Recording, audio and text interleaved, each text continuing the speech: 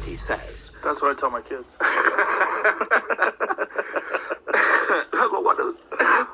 Excuse me. What a lazy way Yeah. to dismiss an alternative argument. Just with It's very insults. lazy. Yeah, it's silly. It's also, it's like, what has he gotten out of those drugs, and why are you so dismissive of that? Yeah. Yeah, I'm so fascinated by the possibility of this ancient technology existing and what form it existed in.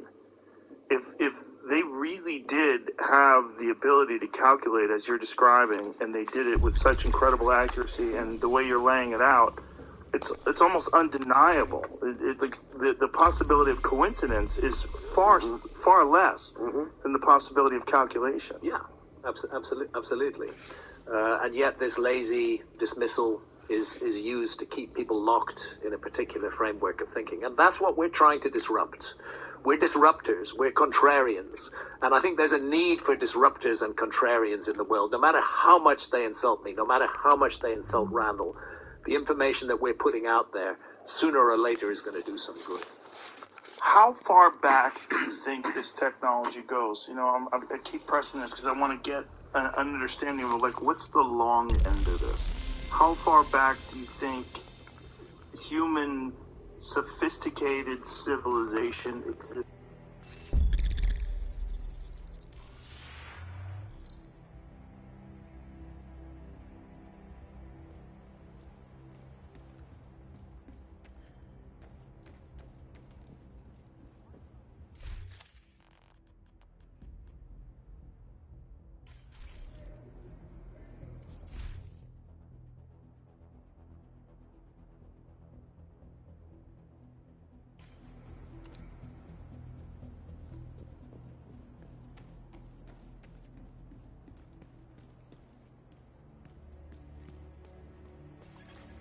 Incoming backup request.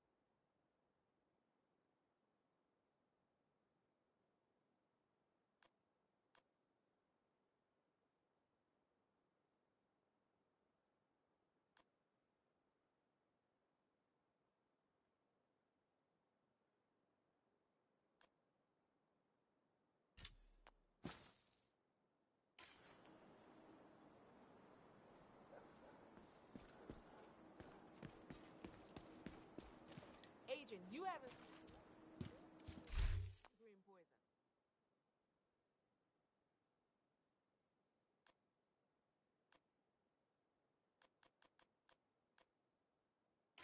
Thanks for the business.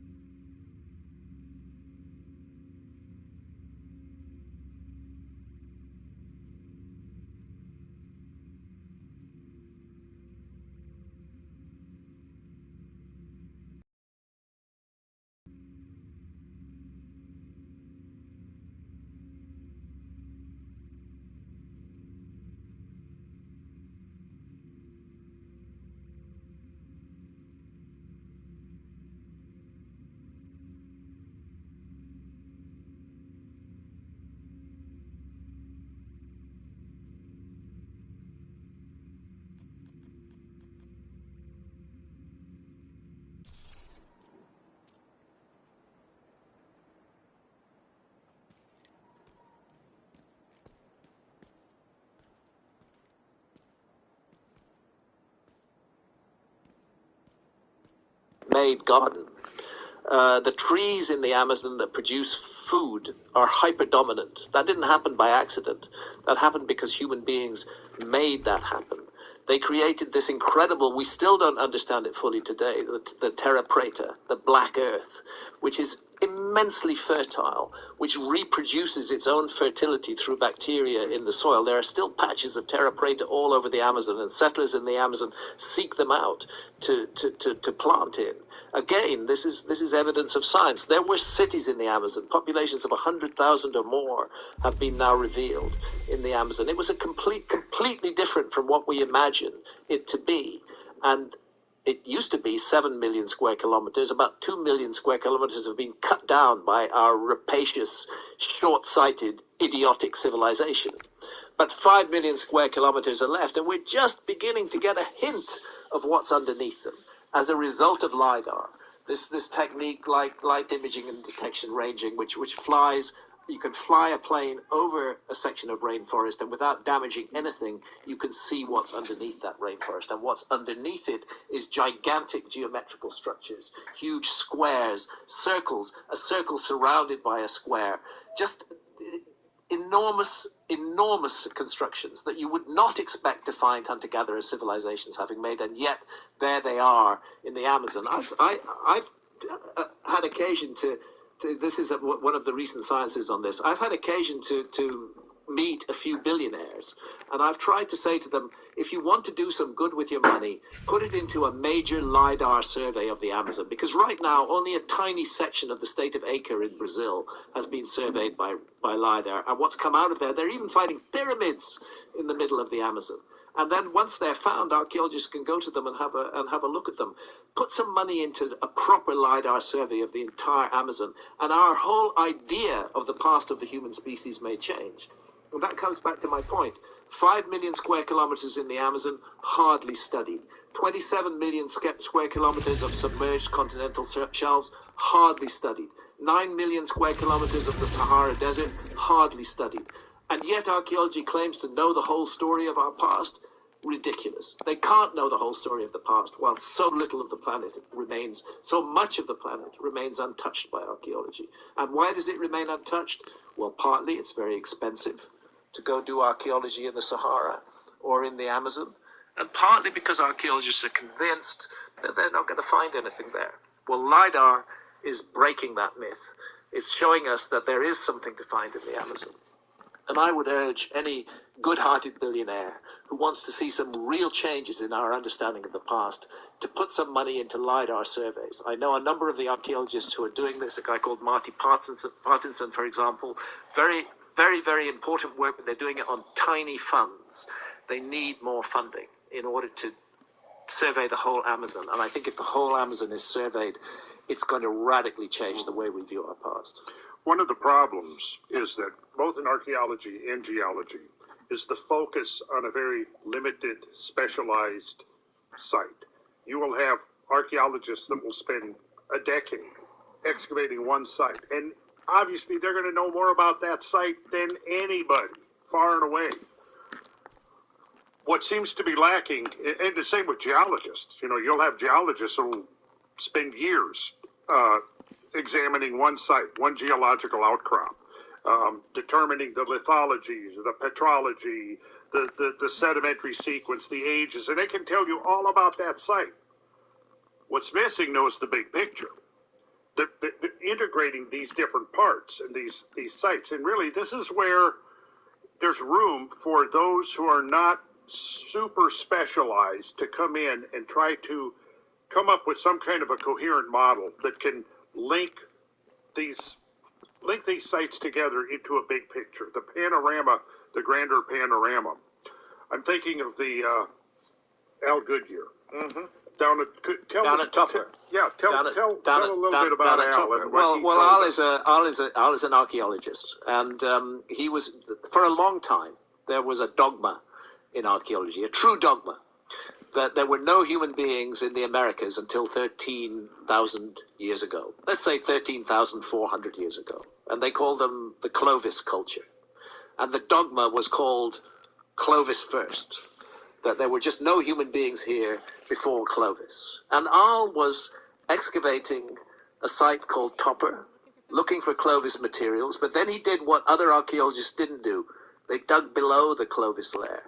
And below the Clovis layer... People kept asking him, well, what's below it? What's below it? Yeah. Yeah. And when he dug below it, he found evidence, more evidence of humans, going back tens of thousands of years before Clovis, going back 50,000 years. Like so many archaeologists who've broken the mold and found evidence that confronted the dogma, he was shunned by his colleague. What was this evidence that he discovered? Evidence of human presence in the Americas. Artifacts. Artifacts, objects, 50,000 years ago. I'm not saying artifacts of a high civilization. I'm just saying evidence that humans were here. Yeah. That this...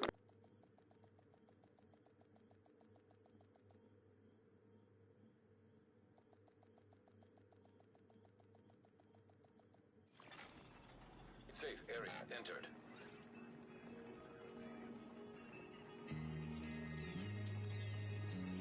On evidence of humans 24,000 years ago. Every one of them suffered. Their research grants were pulled away from them. They were shunned at conferences. They were insulted by their colleagues. But as time passed, they were proved to be right. And this is the important issue. When I was researching America before, I went down to San Diego and talked with the team there who excavated the Cerruti Mastodon site. They think human beings have been in the Americas for 130,000 years, not 13,000, but 130,000 years. That gives you a lot of time for things to develop here in the Americas.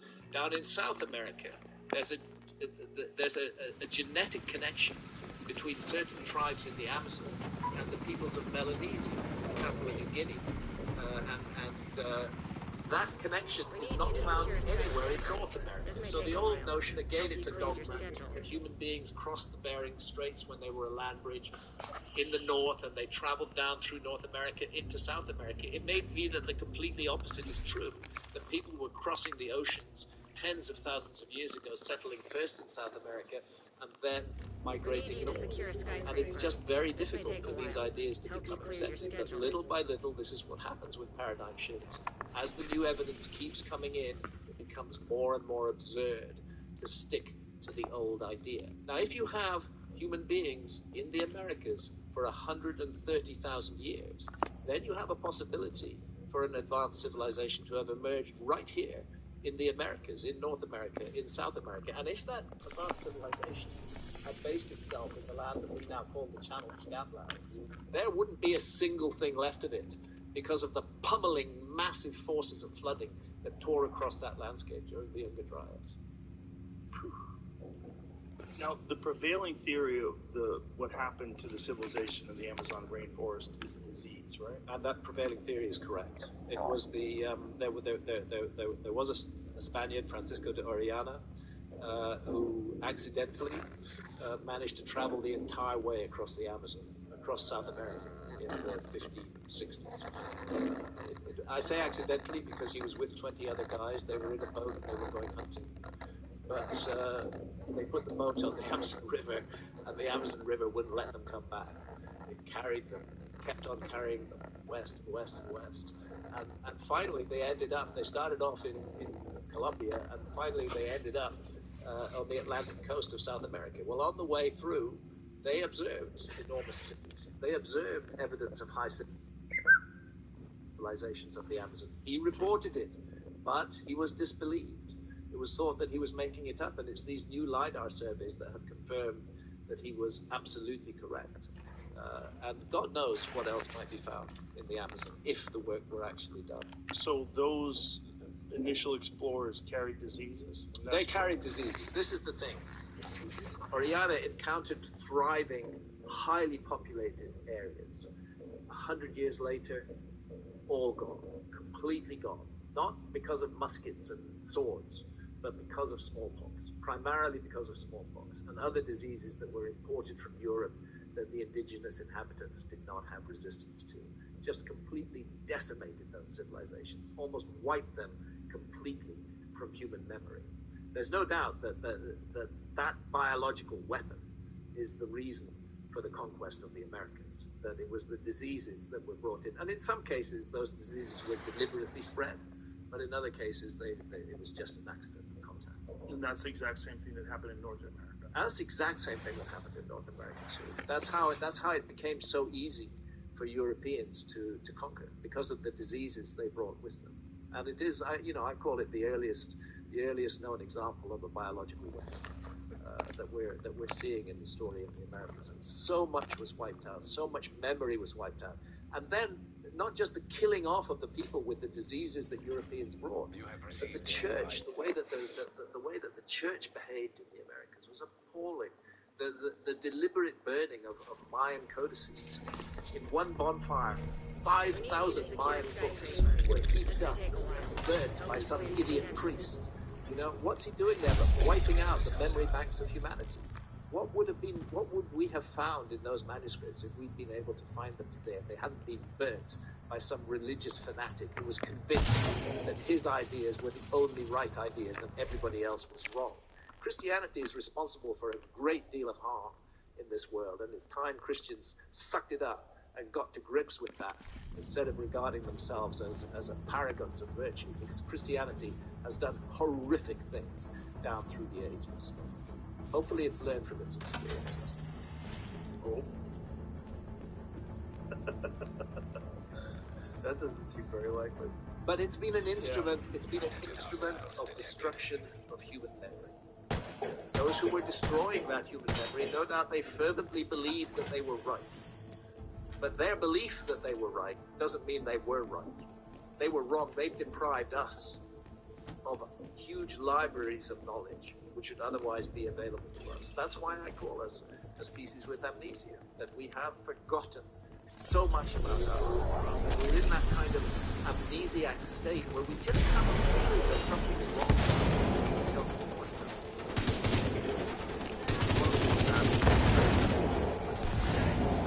So much access to information, and that we can find out about these things now, trying to please ideas for the more easily now we can apply our understanding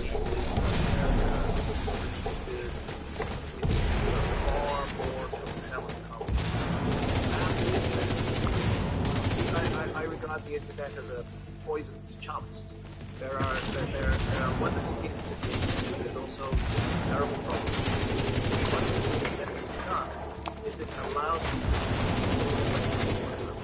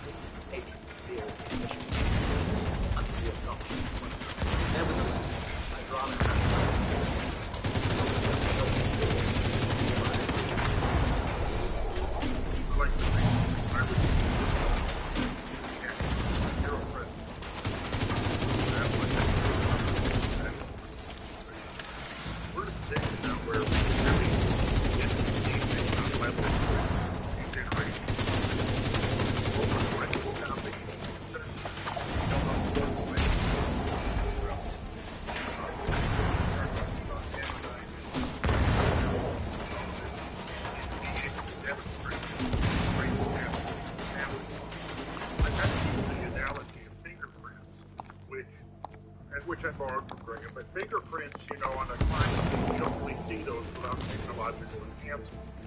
Footprints, on the other hand, so I kind of look at samples, those are obvious footprints. Right? Then on the other hand, the license things like that, those are the things that you can't see without the technological, without scanning electron microscopy or energy dispersive. Can I just to elaborate on the nanodiamonds? This is one of the reasons we know that there was a series of airbursts and bits of a all around the world. There is a layer in the soil. You go down to Murray Springs in Arizona, blood along the side of the world, a line in the air, the map of wind. That is the Younger Dryas map.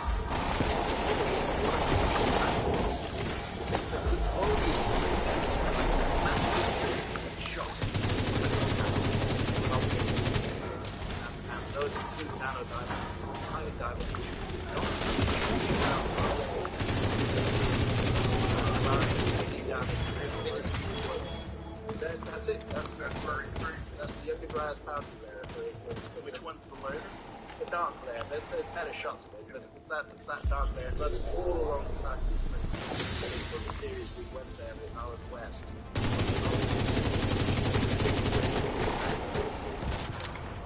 That's the first clues that we believe we're dealing with. I don't want to misuse that word. It's not a single object.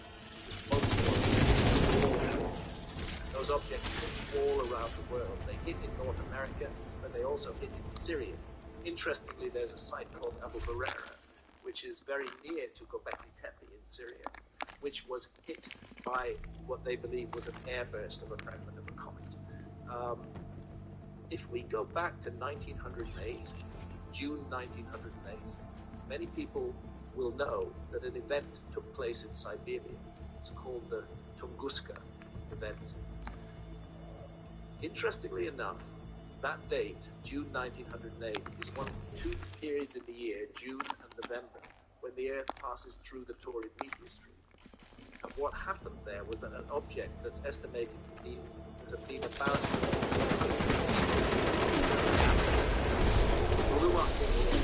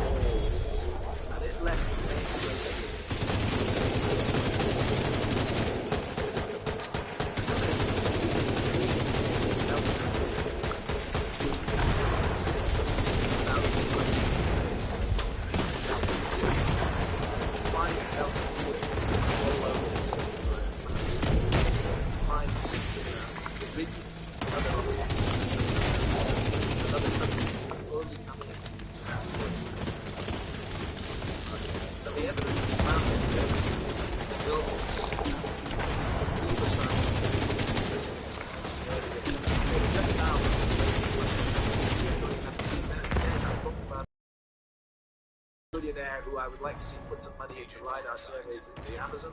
I'd like to see them put some money into the research group as well, because they've funded themselves all the way along now, but now they've got some major funding. We're going to see some huge breakthroughs in that field.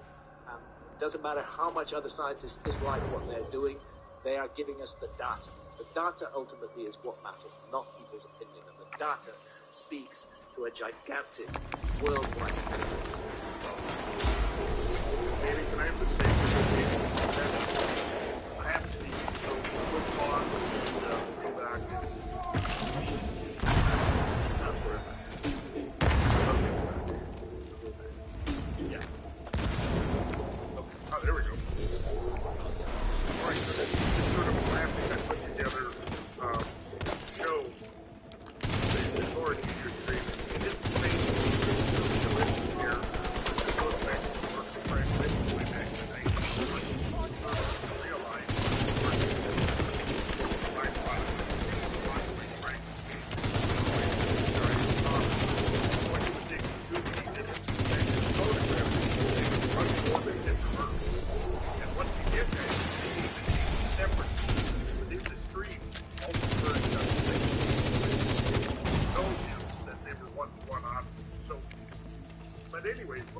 Here is, you'll notice here's Mercury, orbit of Mercury,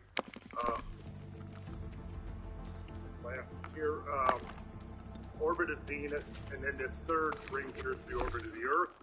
The green arrows show the direction of the orbit, so here's the orbit of the Earth, and here is the green arrows again show the direction of orbit of the stream, and you can see that the Earth's orbit crosses the stream late June, early July, right here, and then again crosses the stream around now, November, late October, early November. And this has led the torrent stream to sometimes be referred to as the Halloween, because they peak right around Halloween. Okay, so what was the date of Tunguska? June 30th, 1908. Yes. So the timing was perfect. The other thing was that where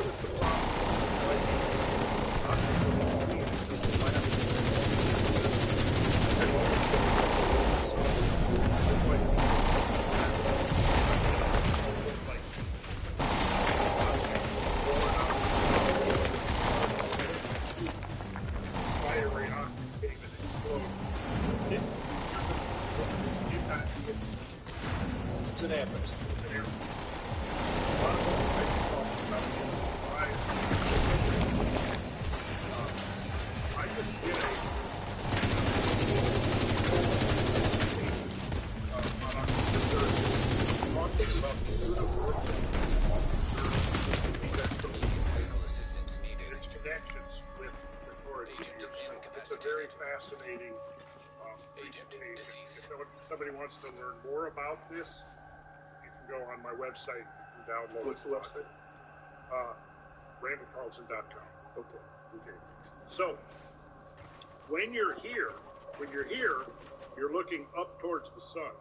But when you're looking upstream here, you're looking Hate that out fog into directive. space, That's for directly towards the Pleiades. 5% Very important constellation across the ancient increase world. in Yes. And the Pleiades level, is watch level. astrological context is the shoulder of the bull, Taurus the bull. And you can go back and there's lots of mythologies about, the epic of Gilgamesh, where the Gilgamesh and Enkidu do battle with the bull and the hammer. And that's why it's called the Taurian meteor stream, because it appears to emanate from the region of space in which the constellation occurs. It's not coming from Taurus, but it looks like it.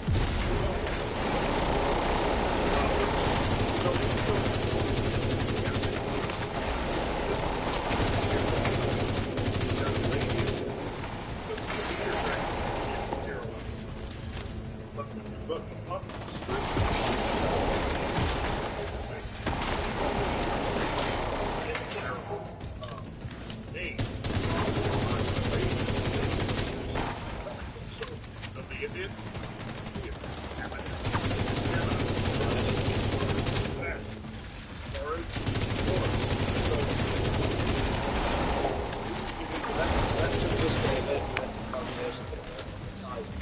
Yeah, but the power of that event is based upon the construction of the old growth Niagara forest. They were able to estimate how much energy, and the equivalent of that was about a 15 megaton hydrogen bomb. Now, how do you get your head around what a 15 megaton explosion would look like? Well, I got a graphic here that actually is an artist's depiction of what a 15 megaton explosion over a major city would look like. There we go. Oh, Jesus. That is a 15 megaton explosion. Now, there's only one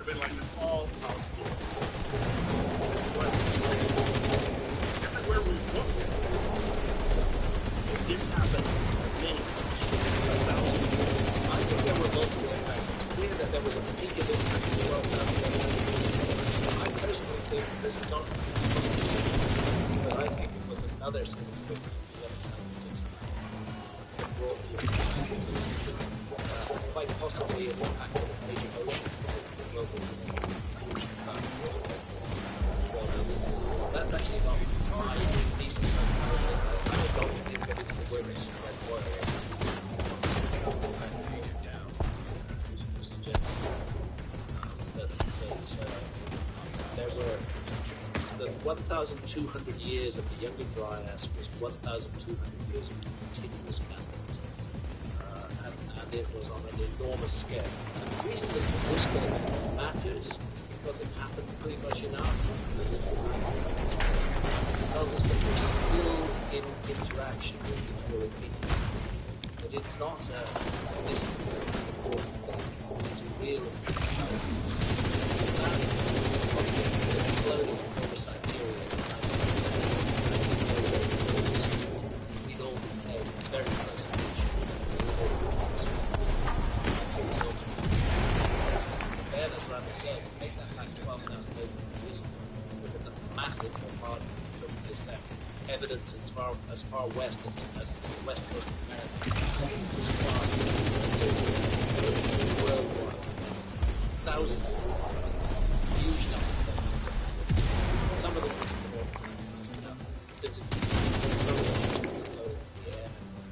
result fully explains how we could have lost our civilization.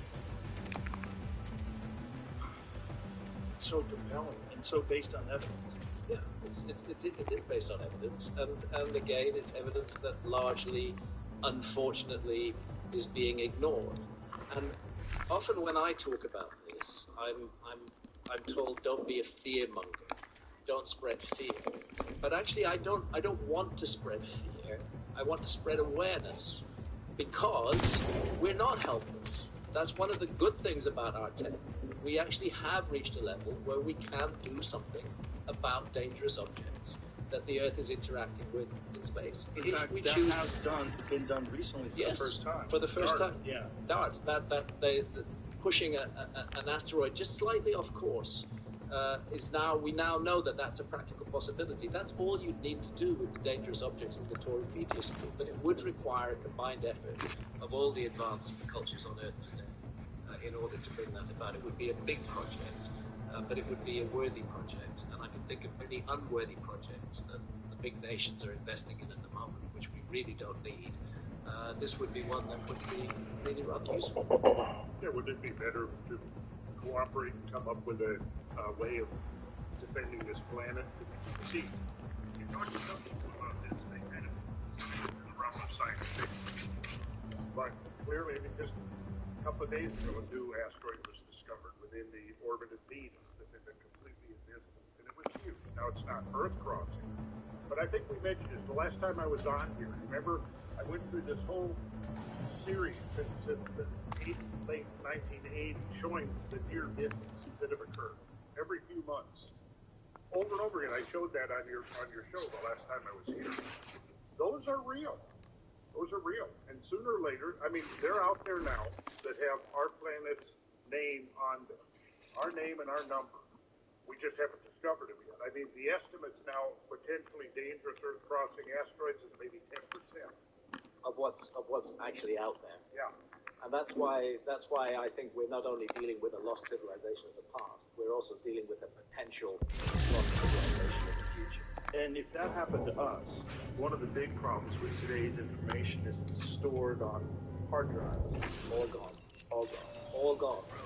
And another big problem is that the majority of people in the advanced industrialized so-called civilizations don't have a clue about how to survive. Right. I know you do. Barely. But you've developed some skills, but I don't have those skills, and most of us don't have those skills to survive. Who would we take refuge with if our civilization went down? We would have to take refuge in hunter-gatherers, because hunter-gatherers are absolutely the masters of survival. And I think that's what happened 12,000, 11,000 years ago.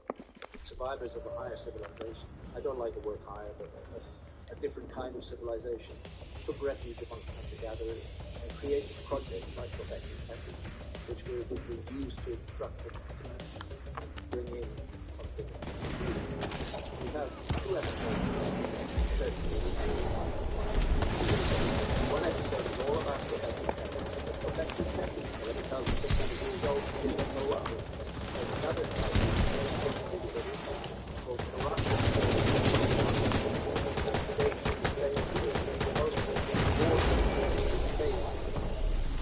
Nobody uses their effort. Furthermore, they found another 11 sites, all of them in a ring around Quebec and Kentucky. All of them.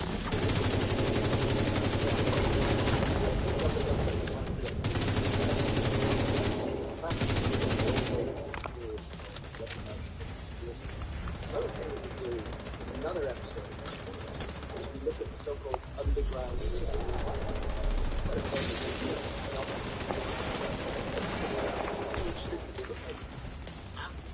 on an enormous scale, dug out under the earth.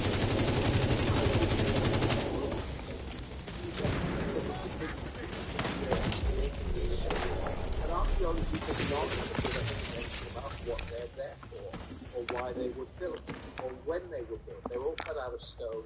You can only date objects that were left in them. You can't say when they were actually made. They were built as places of refuge that people would go into.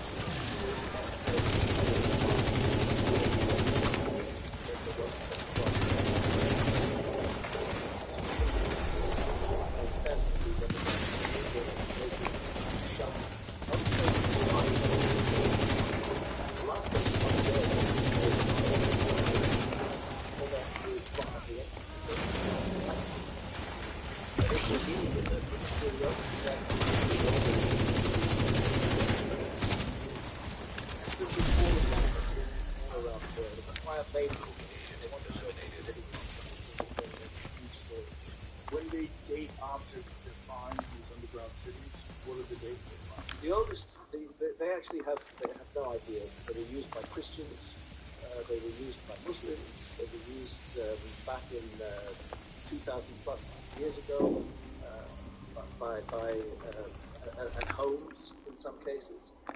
There's some evidence that they, going back 2,800 years, but it's all from objects found inside them.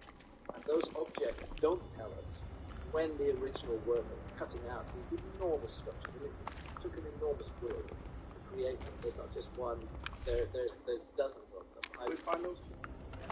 Oh, sorry, Randall, you got past the sacred core. Or maybe you could find Derinkuyu, for example. What's the name of the place? Derinkuyu.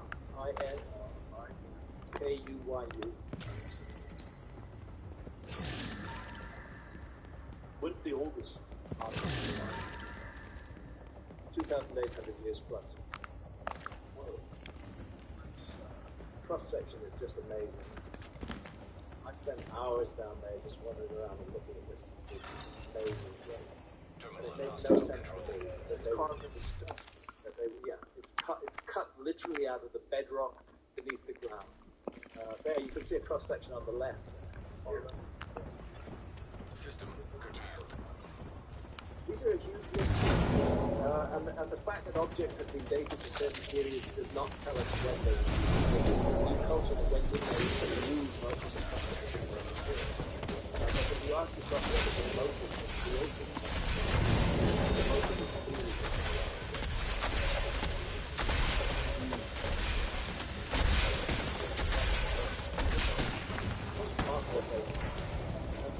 the happy is that I did the series are very easy and much.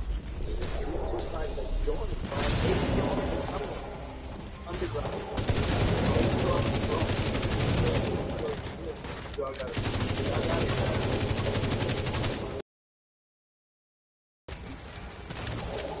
Well, it will take a very long time to do it. Detected heavy munitions. That one shows a vent in the sky. Yep, they have vents in the sky. They allow air to come in.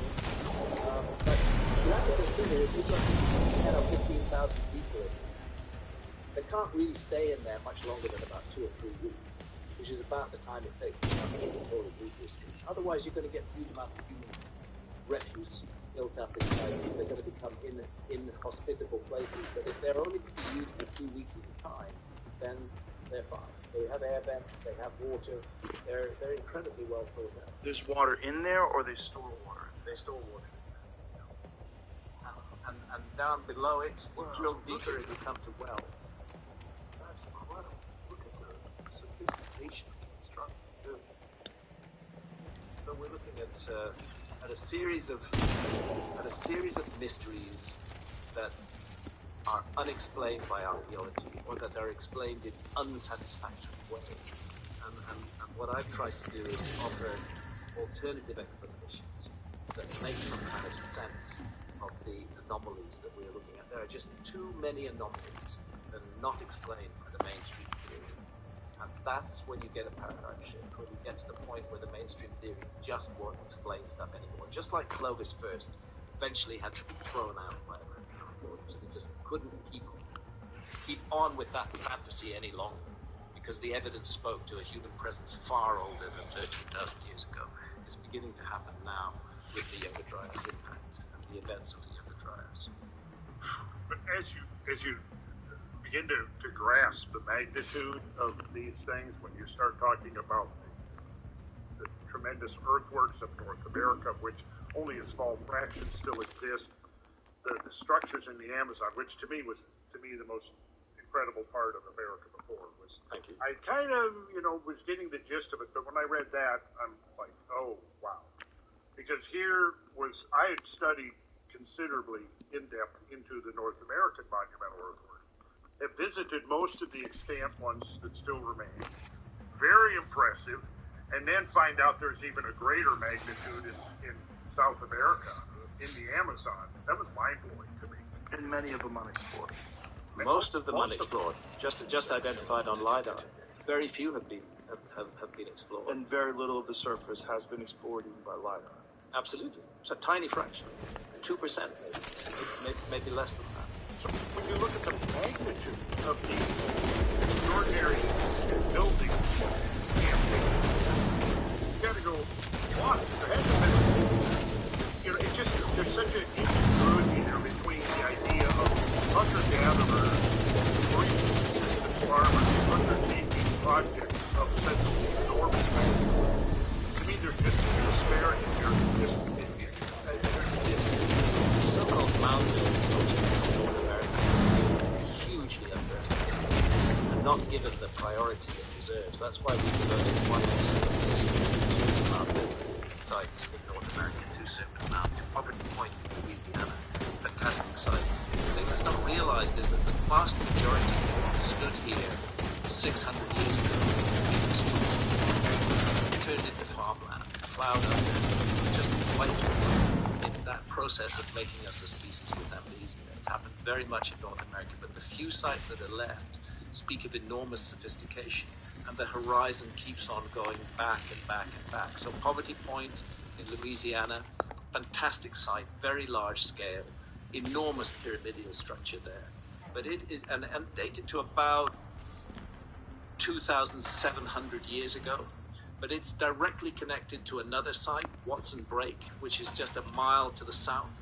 It's lined up perfectly with Watson Break. The two sites are anchored to one another. Watson Break goes back 5,300 years ago. There are other sites that go back 8,000 years ago, and these are just the ones that have survived. I think that mound builder culture, as it's called in North America, goes back deep into the United States. We're looking at gaining history that we only have fragments to try and draw conclusions from. And those fragments speak to the majesty of the past that has been largely ignored. Part of the reason that was ignored was in the process of settling North America, it was felt useful to diminish the achievements of those whose lands were taken over, to regard them as insignificant rather than superior. When you look at the works of their hands, you see that superior people were definitely involved in a very ancient culture, which has been sadly Again, with the destruction caused by the Antichrist impact theory, most of it. Well, absolutely. The effect of that cannot be overestimated. The scale of the flood across North America, the 400 or 500 miles south of the US, that went down roughly everything south of that was just torn to shreds by the Antichrist. Absolutely wrecked. Everything that was there that would speak to our past was destroyed by nature. Completely destroyed before other human beings came along and destroyed it. I just think it's important that we allow alternative voices to speak out. And that's one of the things that I really appreciate about your show. Because you have a major platform, you reach a major audience. And what you're doing is you're allowing alternative voices to speak out. A lot of people misunderstand that. What you're doing is actually allowing voices that are schizophrenic to speak out, and thus provide the general public with more options, with more to think about than they had before. And I really appreciate that. Can I play one more from the show? Please. Do we need to pass the sacred cable again? Here we go. Oh, here we don't go. That's the one called, it begins with the word Joe.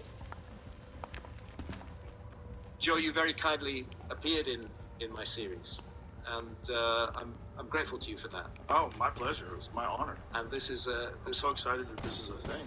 yeah, it's, well, so am I. Let's I just hope that it has the impact that's I believe it will. There's people that come along, and because of their impact, it changes the way people look at it. Graham Hancock, a man who, despite all of the faults and all the people's disparaging and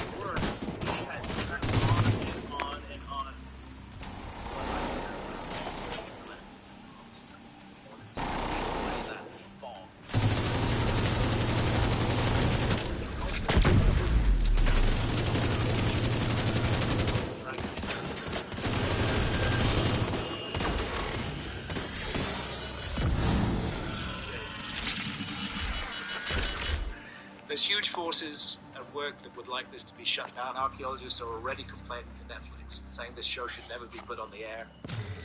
Hancock, has to be kept silent. Basically, they say that I'm misleading the public.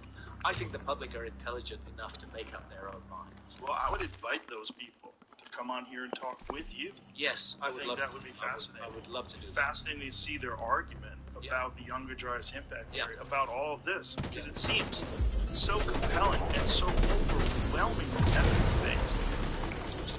It would be a great debate to have. Very few archaeologists are willing to. I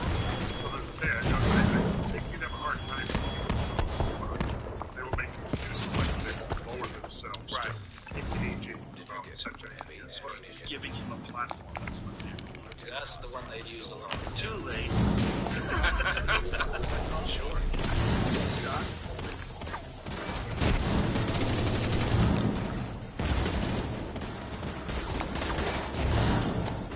Yeah, it's really been fascinating. The example of Joe, we go back a long way. Yeah, because you were one of the very first guests. It wasn't just a comedian. It was a friend of mine. I was so excited about that. That episode that we did with Duncan Trussell. Yes, that's And, right. Duncan and I have always followed both giant fans of yours, but it's so interesting to see it become more and more accepted.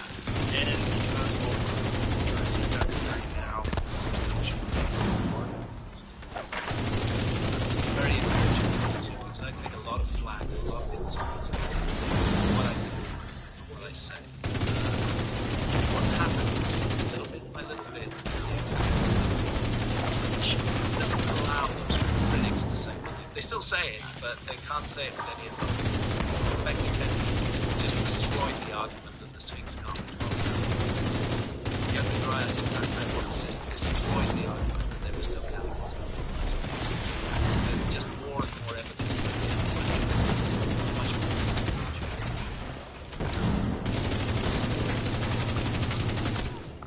And we have a conference coming up this year, which is actually called the Cosmic Summit, and I think it's in Agent killed.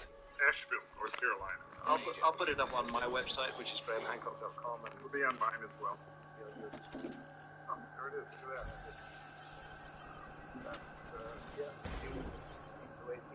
Look at that. scroll up there, Jamie Smith. Oh, Jimmy Corsetti, who's been on the podcast before as well. Go on, I think we can find there's John Alan West. Alan West going to join us. That's one of the good things about this. We're having a number of the scientists from the Comet Research Group who are going to join us and speak at the event. So it's going to be a mixture of outsiders, alternative thinkers like ourselves, and mainstream scientists who are proposing this new Angus Lee, I science. saw his name. Yeah. West, Moore. I'm not familiar with Collins. These are all leading scientists who are involved. Oh, he's, Del Alamo. Involved in the research behind the Younger Dryas impact hypothesis. Go back, David. Go down. Stop. Go down. This is somebody, Lieutenant Colonel Lohmeyer. I would like you to get him on your show. Okay. He's, you can read about him, right? Former commander of the U.S. Space Force, Air Force Academy graduate, fighter pilot, relieved of his duties in 2021 for writing a book encouraging the reform of the U.S. military. He's an awesome man. And he would absolutely love to have a conversation. I would love to. What was his, what did he, that book that he wrote that relieved him of his duties? He was basically exposing the wokeness that was infecting the military. The political correctness and the wokeness. And, they spent millions of dollars training this guy and dismiss him because he's the military is becoming a political tool, which it's not supposed to be. It's, Of course. But he's a good man. He's going to be joining us. You'll be. And what is he? I have them. What is he speaking about on this? I think he's going to, before all this pandemic stuff hit, he contacted me. I think he heard me on your show. I think that's where he came. So he contacted me. He was based, I think, in Huntsville, and he was about to assume second in command of the Space Force. In fact, there's a video where Matt Lohmeyer is meeting with, he's got the whole pull up, Jamie, pull up Matt Lohmeyer, Donald Trump.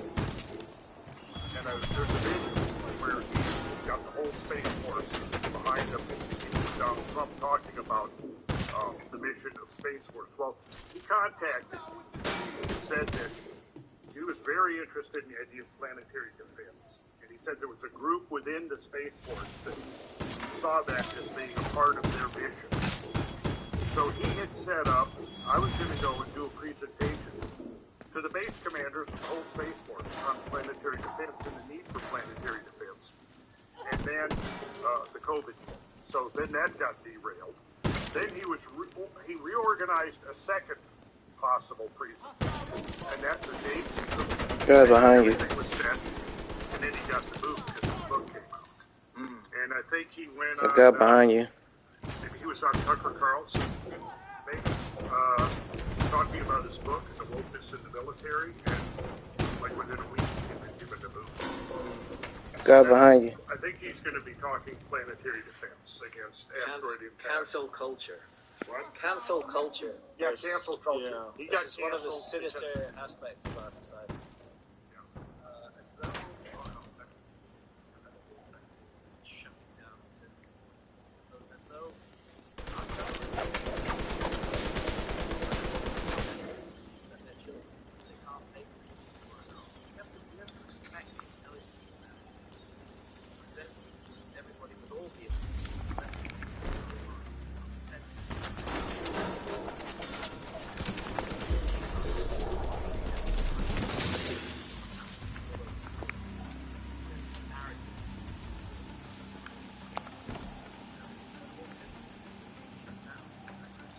find the truth well out.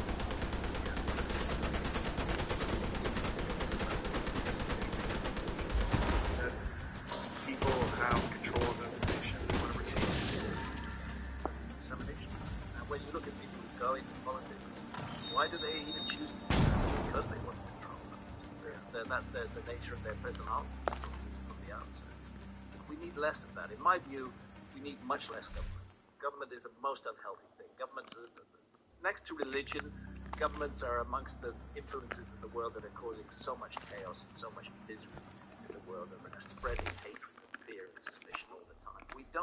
We should have reached the stage where we're able to lead ourselves, where leaders should be really just working for us, not dominating and controlling us. We need to reach that stage fast if we're going to move forward. Because right now, the leadership of this planet is just the only thing that gives me hope about that is the resurgence of the interest in psychedelics. yes. That the more people embrace that and the more people have these experiences, the more people will start to gradually understand that that really is the only way out of it. First of all, because of the experiences that we have, which will definitely open the way to because of this assertion of the right of adults to make decisions over their own experiences. That's why it's a real liberation. Very, very liberation. It's a sign of the world that we live in. Shut down.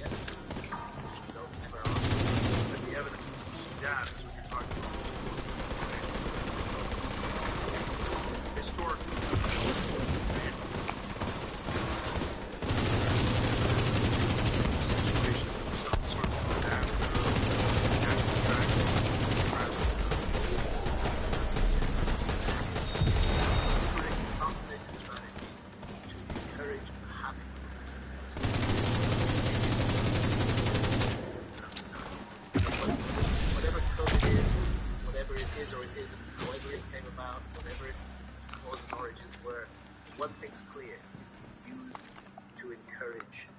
It's used very cleverly to encourage. We do not need to be obedient to these monsters who are running the world.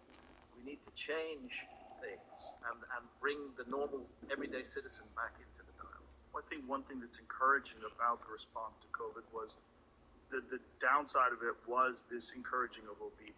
But the encouraging thing about it, to me, is that so many people are recognizing what happened. And so many people are far more distrusting of the government narratives and the medical industry and the pharmaceutical industry, and that they realize that they've been used for profit. And that this narrative has shifted into fear-mongering, specifically designed to get more profit. I think, like Graham said, I think the government, those in power, want a flock of obedient sheep. But I think it's time now for the lions to exert themselves. That's my perspective. And how we do this, maybe it starts state by state. We get governors in place who will stand up to the federal government and say, no, you're not going to impose your mandates on us. We can govern ourselves. I think that's where it starts. Yeah, I think you're right. And I think there's a lot of encouragement about the way people are discussing things today. It seems to me there's a lot of very reasonable people that have actually changed their perspective over COVID. They had a narrative in their mind about the role of the federal government, and then seeing it kind of running amok over the last few years, they realize, oh, this is a dangerous trend. And if this continues, you're going to have some sort of a centralized digital currency, you're going to have a social credit score system, and when that happens, we're fucked. Totally fucked. Yeah. That's not a world we want to go into. No. We need to stop it now. And there's people saying that that's the only way we're going to compete with China, which is crazy. Like, no, that's not true. Yeah, exactly. It's not true. That's what separates us from China. It's what separates us from all governments that are controlled by dictators. Is that we have freedom. Freedom of thought, freedom of expression, freedom to debate ideas and to propose alternative ideas, freedom to live your life the way you want to live. And that's the beautiful thing about states' rights. It is. And it's exactly that issue that I'm up against with archaeology and the past, just as I would like adults to have sovereignty over their own consciousness. I would also like us all to have sovereignty over our own past, and not to be told what to think about the past by so-called experts. If this is successful on Netflix, has there been any discussions about future episodes, future seasons? Well, Netflix is the law of the jungle. Yeah. So if the series is successful, I hope that there will be a second season. And if it's not successful, there definitely won't be a second season. But I hope there will be. I hope the series will succeed. I hope people will watch it. And if they do in that second season, I would like to look at psychedelics. And I'd like to look at the Amazon. I'd like to spend much more time in the Amazon, looking at that and the way that psychedelics are used there.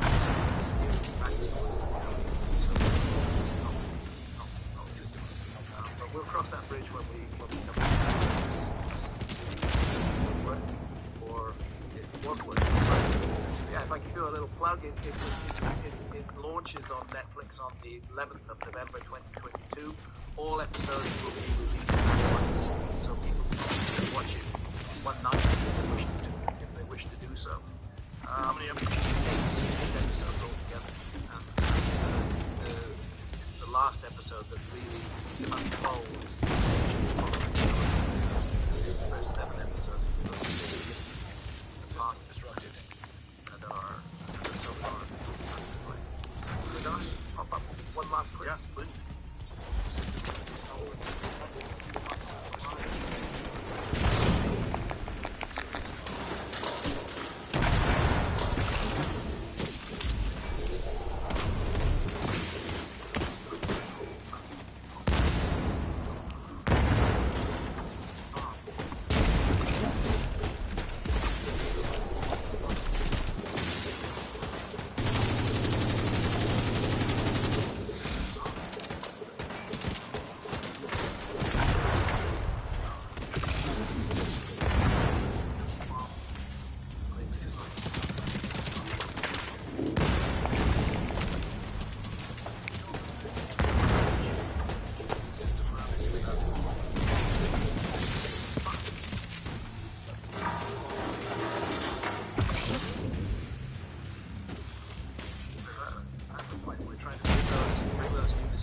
out and let people see themselves what is going on. Fingers crossed. Listen, it's gonna be gigantic, but of course it's we're gonna make sure people watch it. I think there's kind of a network of various trying to get this word out in different ways. And many of them are Yeah, good. brought together the leading alternative voices. He's out of the model, and I'm honored to have that. I really am. I'll put it this way. I think that we've been confronted with System activated. thinking, almost like my picture on boredom or something. There's little cracks and stages peering through, looking at this other world. It's a little piece of it. But I'll make a prediction that within the next 10 years, we're about to blow those pieces right off. Everything. Right. I'm very excited. Bring it on. Bring it on. Bring it on. Let's have a different way of living. Locked in the old patterns. Let's move ahead in new and different ways. Yes. Gentlemen, I'm honored. I'm honored to have you on. I'm honored to be with you. Thank you. Likewise, Joe. Thank you. And thank you for the work we've done together over the years. It's been exciting. Without your support, archaeology would have succeeded in keeping my mouth shut and keeping me out of the public. Your support has made all that. Well, it's one of the main things that I love about doing this show is to be able to expose people to doing side. And in this case, it's very important. I'm going to keep nagging you until I can get you out in the field for a few days. No, I promise. And those gentlemen, Let's organize a thing. Some of the yes. leading archaeological critics. Anybody out there, holler at the boy. John, have to do that. And just treat you with respect. Be an ambush. Love to hear a respectable position counter this. See how they face up against things or ponder together. I don't know. I don't know. My thought is you're going to have a tough time with me. Well, maybe as we're saying that as these gatekeepers die off and this younger archaeologist will so many people who got into archaeology because of Oh, yeah. I've met many young archaeologists on my travels.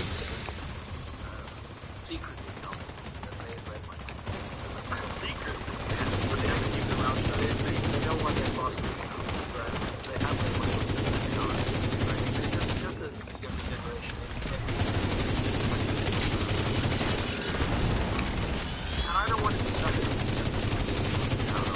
Archaeology's done a lot of fantastic work.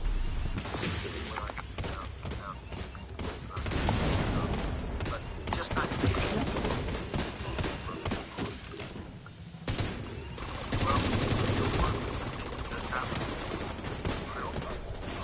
Thank you, Joe. Thank you. Enjoy the heck out of it, Joe. Always. Pleasure. So we'll have to back on our meet, man.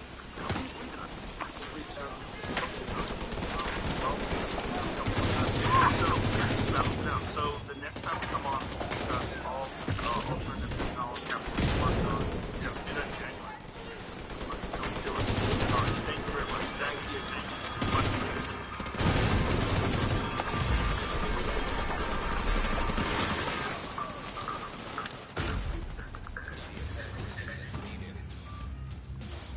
Agent down.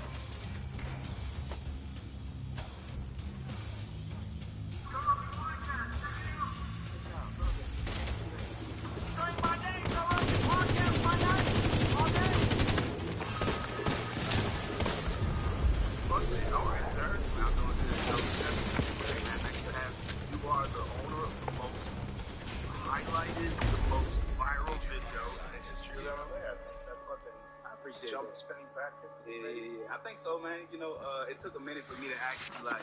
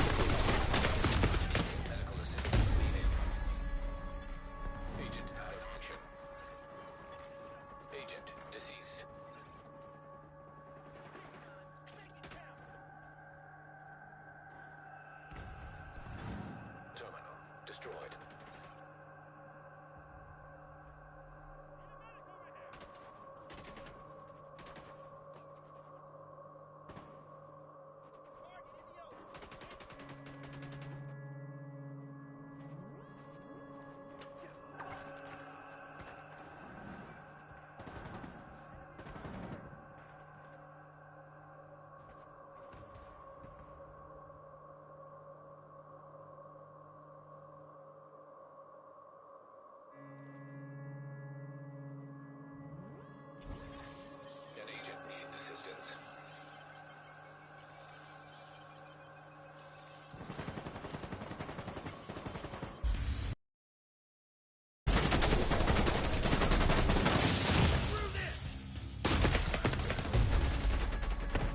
Agent incapacitated. Agent vital signs 0.